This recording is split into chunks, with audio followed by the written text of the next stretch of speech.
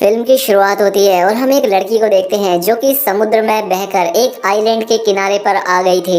इस लड़की का नाम जैन होता है और इसके साथ इसका फ्रेंड ब्रैड भी यहाँ बहकर आ गया था। वो उसके पास जाकर उसे चेक करती है तो पाती है कि वो बुरी तरह से जख्मी था और कुछ ही देर में वो मारा जाता है। ये देखकर वो काफी परेशान हो जाती है और बाद में उसकी बॉडी को वहीं पर छोड़कर वो उस आइलैंड को एक्सप्लोर करने लगती है। लेकिन इस आइलैंड पर कोई भी नहीं होता, ये पूरा आइलैंड सुनसान था, यानी कि ये लड़की यहाँ पर फंस चुकी थी। इसके बाद जब वो आइलैंड में अंदर जाती है तो उसे एक जगह पर एक थैला मिलता है जिसके अंदर उसे एक लेडीज का पर्स और कुछ बच्चों का सामान मिलता है। यहाँ उसे एक मेडिसिन भी मिलती है जिसमें 1994 की डेट लिखी हुई थी, जिससे जैन को समझ आता है कि बहुत सालों पहले शायद यहाँ कोई आया था। उसे इस सामान में माचिस भी मिलती है, उसे वो अपने पास रख लेती है और वापस समंदर के किनारे आती है।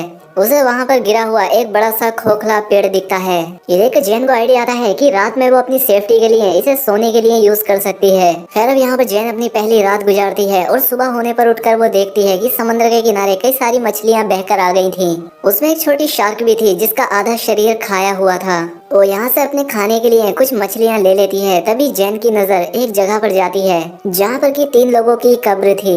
ये देखकर जैन अपने दोस्त के लिए भी एक ग्रेप खोती है क्योंकि उसके दोस्त की बॉडी सड़ने लगी थी। खैर अब अगले दिन जैन जब आइलैंड का चक्कर लगा रही होती है तो वो देखती है कि किसी ने उसके दोस्त की बॉडी को निकालकर आधा खा लिया है। ये देखकर जैन काफी घबरा जाती है। उसे कुछ समझ नहीं आता कि आखिर ये किसने किया होगा।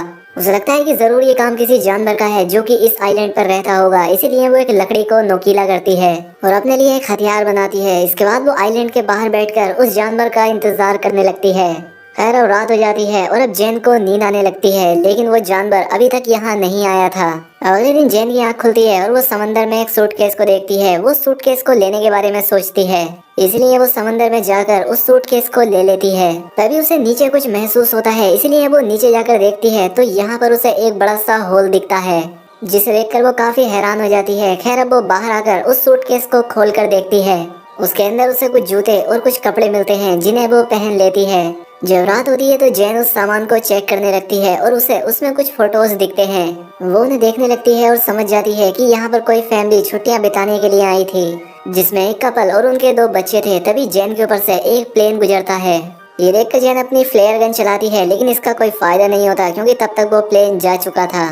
जब फ्लेयर गन की वो बुलेट नीचे आ रही होती है तभी जैन देखती है कि उसकी परछाई में उसे कोई क्रीचर दिखाई देता है। ये देखकर वो काफी घबरा जाती है और आइलैंड की तरफ भागने लगती है और एक जगह पर जाकर छिप जाती है। वो क्रीचर यहाँ आकर जैन को ढूंढने लगता है। इससे जैन और भी डर जाती है और आज की रात इसी तरह से बीत जाती है। अब अगली सुबह जैन फिर से उन्हीं फोटोज को देख रही होती है और वो एक फोटो में 2 चमकती हुई आंखों को नोटिस करती है, जिससे वो समझ जाती है कि ये वही क्रीचर है जिसे मैंने कल देखा था और शायद इसी ने इस फैमिली को मारा होगा। ये देखकर जैन और भी ज्यादा डर जाती है और अब वो किसी भी तरह से इस आइलैंड से निकलना चाहती थी। अब इसके बाद वो सूटकेस को खोलती है और उसमें अपनी लाइफ जैकेट डालती है ताकि उसके सहारे वो तैरकर यहाँ से बाहर निकल जाए। इसके बाद वो सूटकेस में बैठकर यहाँ से निकलने की कोशिश करती है, लेकिन वो सूटकेस पलट जाता है। अब उसका ये प्लान फेल हो चुका था, इसलिए वो वापस उसी आइलैंड पर आ जाती है। लेकिन अब उसे उस क्रीचर से बचने के लिए कोई सेफ जगह चाहिए थी, इसीलिए उसे वो गिरा हुआ पेड़ दिखता है। क्योंकि उसमें एक बड़ा सा होल था, इसीलिए वो आज रात उसी में सोने का डिसाइड करती है। खैर अब जब रात होती है तो वो क्रीचर फिर से यहाँ आता है और उसे ये भी पता लग जाता है कि जैन उस पेड़ के होल में छिपी हुई है। इसीलिए वो क्रीचर उस पेड़ को तोड़ने की कोशिश करता है, लेकिन वो ऐसा नहीं कर पाता और थक हार कर वापस चला जाता है। अगली सुबह जैन उस पेड़ से बाहर निकलती है और देखती है कि उस क्रीचर ने कल रात इस पेड़ पर कई वार किए थे, जिससे वो काफी डैमेज हो गया था। इसके बाद वो उससे बचने के लिए एक नया प्लान बनाती है।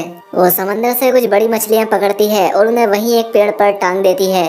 उसका प्लान था कि जब रात में वो क्रीचर यहाँ आएगा तो वो इन मछलियों को खाकर वापस चला जाएगा और इससे उसकी जान बच जाएगी। अब जैन अगली सुबह उठकर देखती है कि उसका ये प्लान काम कर गया। उस क्रीचर ने यहाँ आकर उन मछलियों को खा लिया था, जिससे जैन की जान बच गई थी। तभी जैन की नजर समंदर के किनारे पर जाती है जहाँ किसी की बॉडी बहकर आ गई थी। ये देखकर वो उस बॉडी के पास जाती है और देखती है कि ये बॉडी काफी सड़ चुकी थी। ये देखकर उसके मन में एक आइडिया आता है और वो इस बॉडी को भी वहीं पेड़ पर लटका देती है ताकि वो क्रीचर उस बॉडी को ही आकर खाए और चला जाए। अब उसके लिए यहाँ सरवाइव करना काफी मुश्किल हो गया था। आज रात के लिए उसने यहाँ पर एक गड्ढा बनाया था जिसमें जाकर वो छिप जाती है और उस क्रीचर के आने का इंतजार करती है। जब रात होती है तो वो क्रीचर यहाँ आता है और जैन पहली बार उस क्रीचर को देखती है। वो उस क्रीचर को देखकर काफी डर जाती है क्योंकि वो काफी खौफनाक था। अब वो यहाँ कर उस बॉडी को खा जाता है। तभी जैन को अपने पास से कुछ आवाजें आती हैं और जैसे ही वो देखती है तो उसे वहाँ उस क्रीचर के पैर दिखाई देते हैं। ये देखकर वो और भी ज्यादा घबरा जाती है लेकिन किसी तरह से खुद को कंट्रोल करती है। अब अगली सुबह जब जैन उठती है तो वो अपने लिए एक सेफ जगह चाहती थी। अब क्योंकि उसने उस क्रीचर की हाइट देख ली थी इसीलिए वो अपने लिए पेड़ के ऊपर एक झूला तैयार करती है ताकि वो क्रीचर उस तक ना पहुंच सके। इसके बाद वो झूले में जाकर बैठ जाती है। खैर अब जब रात होती है तो वो क्रीचर फिर से यहाँ आता है और उसे यहाँ जैन के होने का एहसास हो जाता है। इसलिए वो झूले वाले पेड़ को जोर जोर से हिलाने लगता है जिससे वो झूला टूट जाता है और जैन नीचे गिर जाती है। अब वो क्रीचर जैन का पीछा करने लगता है और जैन अपनी जान बचाकर भागने लगती है। तभी जैन देखती है कि वो क्रीचर जमीन से ज्यादा तेज पानी में दौड़ रहा है और वो पल भर में उसके सामने आकर खड़ा हो जाता है। लेकिन जैन अपने उस लकड़ी के औजार को उस क्रीचर के पेट में घुसा देती है। वो क्रीचर जैन को उठाकर पानी में फेंक देता है और जैन खुद को किसी तरह से संभालती है। जैन देखती है कि वो क्रीचर यहाँ से जा चुका है और अब वो पानी से बाहर आ जाती है और वहीं एक पेड़ पर जाकर छिप जाती है। अगली सुबह जब जैन उठती है कि उसका पैर काफी जख्मी हो चुका था इसलिए वो खुद को साफ करने के लिए समंदर में जाती है। जब वो यहाँ नहा रही थी तभी उसकी नजर दूर एक राफ्ट पर जाती है जिसमें उसके दो दोस्त थे जो कि किसी तरह से सरवाइव करके यहाँ आ गए थे। उनका नाम लूकस और मिया होता है। इन्हें देखकर जैन काफी खुश होती है। अब ये जैन के पास आकर बैठ जाते हैं और जैन उन्हें खाने के लिए कुछ मछलियाँ देती है। वो यहाँ पर इन्हें उस क्रीचर के बारे में बताती है। वो कहती है कि हमें जल्द से जल्द यहाँ से निकलना होगा क्योंकि मैं यहाँ पिछले 7 दिनों से फंसी हुई हूँ। लेकिन लूकस और मिया उसकी बातों पर विश्वास नहीं करते। उन्हें लगता है ये झूठ बोल रही है। वो कहते हैं कि हम पिछले 5 दिनों से समंदर में भटक रहे थे और अब जाकर हमें ये आइलैंड मिला है। ये दोनों यहाँ से नहीं जाना चाहते थे। अब जैन उन्हें वो तस्वीरें भी दिखाती है जिनमें वो क्रीचर साफ दिखाई दे रहा था लेकिन फिर भी वो दोनों यहाँ से नहीं जाना चाहते थे। जैन समझ जाती है कि ये उसकी बात नहीं मानेंगे। अब इसीलिए वो इनसे छिपकर इनकी राफ्ट लेकर यहाँ से भागने का प्लान बनाती है। वो उनकी राफ्ट लेकर यहाँ से निकलने की कोशिश करती है लेकिन वो दोनों इसे पकड़ लेते हैं। मिया जैन पर अटैक कर देती है जिससे वो बेहोश हो जाती है। जब उसकी आँख खुलती है तो वो खुद को बंधा हुआ पाती है और अब रात हो चुकी थी इसलिए वो लूकस को मनाकर उसे खोलने के लिए कहती है लेकिन लूकस और मिया उसकी कोई बात नहीं सुनते। इसके बाद मिया उस आइलैंड पर घूमने के लिए जाती है और लूकस वहीं जैन के पास रुकता है। इधर जब मिया वॉक कर रही थी तो वो क्रीचर पानी से निकलकर उस पर अटैक कर देता है। उसकी आवाज सुनकर लूकस तुरंत वहां पर जाता है लेकिन वो क्रीचर मिया को पानी में खींचकर ले जाता है और उसे मार देता है। ये देखकर लूकस बहुत डर जाता है। वो डर कर एक पेड़ पर चढ़ जाता है। अब सुबह हो जाती है लेकिन लूकस उस पेड़ से नीचे नहीं आता। अब उसे जैन की बात समझ आ चुकी थी। जैन उससे कहती है कि देखो वो क्रीचर सिर्फ रात में आता है, वो दिन में बाहर नहीं निकलता। ये बात सुनकर लूकस पेड़ से नीचे आता है। अब जैन लूकस से कहती है कि हमें जल्द से जल्द इस आइलैंड से निकलना होगा। अब लूकस उसकी बात मानने के लिए तैयार था। अब ये लोग कुछ मछलियाँ और कुछ नारियल अपने साथ ले लेते हैं। वो अपने सभी सर्वाइव करने के सामान को रख लेते हैं। यहाँ पर लूकस काफी डरा हुआ था। जैन उसे समझाती है कि वो क्रीचर सिर्फ रात में अटैक करता है और जब तक रात होगी हम इस आइलैंड से काफी दूर जा चुके होंगे। इसके बाद जैन जाकर उस क्राफ्ट में बैठ जाती है जहाँ पर उसे कुछ खून बिखरा हुआ दिखाई देता है, जहाँ पर वो समझ जाती है कि इन पिछले 5 दिनों में इन दोनों ने सरवाइव करने के लिए जरूर किसी अपने इंसानी साथी को मारकर खाया होगा। खैर अभी लोग जैसे ही अपनी क्राफ्ट से यहाँ से निकलने लगते हैं, लूकस को पानी में वही क्रीचर दिखाई देता है। ये देखकर ये दोनों काफी घबरा जाते हैं और उस क्राफ्ट को चारों तरफ से ढक लेते हैं। लेकिन तभी वो क्रीचर उनकी क्राफ्ट में घुसकर उन पर अटैक कर देता है।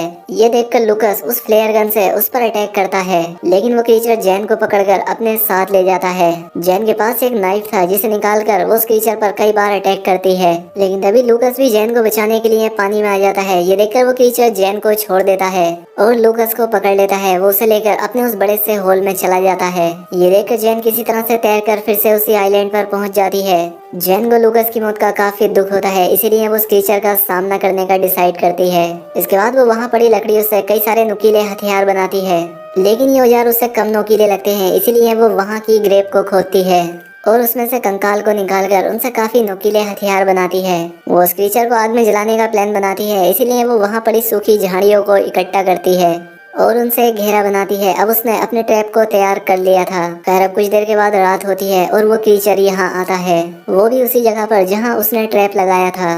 तभी जैन यहाँ झाड़ियों में आग लगा देती है, जिससे वो क्रीचर आग में फंस जाता है। और अब जैन अपने उन नोकीले हथियारों से उस क्रीचर पर अटैक करने लगती है, जिससे वो क्रीचर काफी घायल हो जाता है। लेकिन अब वो जैन को पकड़ लेता है, लेकिन जैन उस पर अटैक करके भागने लगती है। तभी वो क्रीचर उसके सामने आ जाता है, लेकिन अब वो काफी जख्मी हो चुका था, इसीलिए वो वहीं पर गिर जाता है। ये देखकर जैन उस पर बहुत सारे स्टेप करती है और बाद में उसका गला काट देती है। इसके बाद अब हम देखते हैं जहां जैन ने आग लगाई थी उससे पूरा आइलैंड जलने लगा था।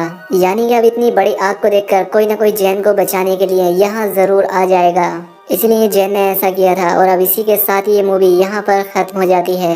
दोस्तों अगर वीडियो अच्छी लगी हो तो वीडियो को लाइक और कमेंट करके जरूर बताएं। साथ ही चैनल पर पहली बार आए हैं तो चैनल को सब्सक्राइब भी कर लें। मिलते हैं हमारी अगली वीडियो में।